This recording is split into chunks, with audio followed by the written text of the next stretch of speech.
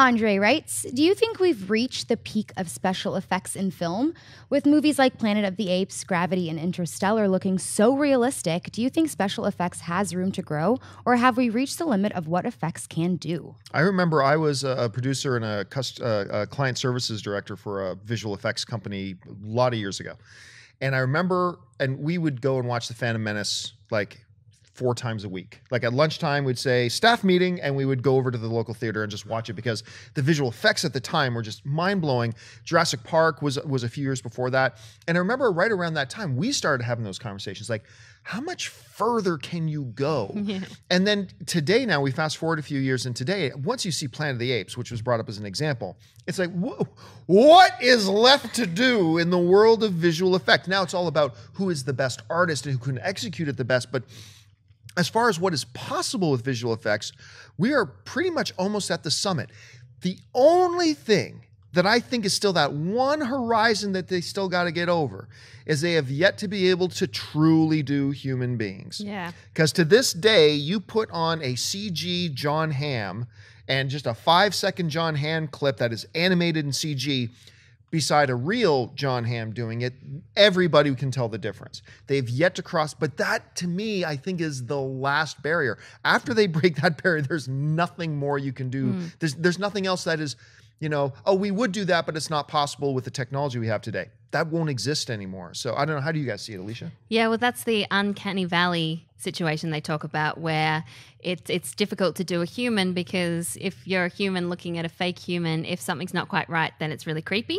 It has to be perfect. Otherwise, if something is slightly wrong, it just blows your mind and you can't quite handle it. Whereas if it goes completely cartoonish, then you can. But I agree with you. It feels like we are getting to the point where it's like, what else can you do that's so good? But I think it will continue to be refined, because if you look at the difference between Rise of the Planet of the Apes and Dawn of the Planet of the Apes, and that's only a matter of a couple of years, and it's light years ahead of how they were able to do the apes this time around.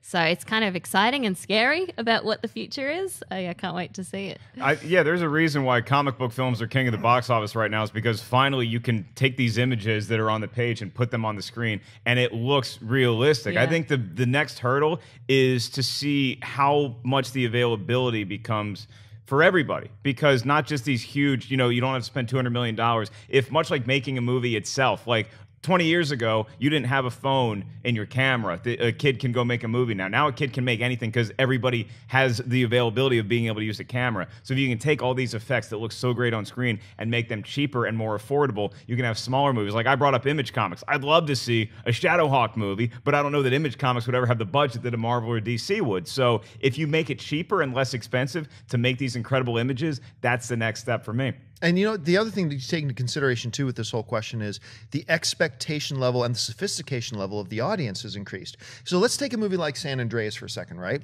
5 years ago, that scene in the beginning of San Andreas when the girl's car goes over the ledge and starts to roll down the hill. 5 years ago, people would look at that, maybe 6 years ago, would look at that and go, wow, that looked really good. That must.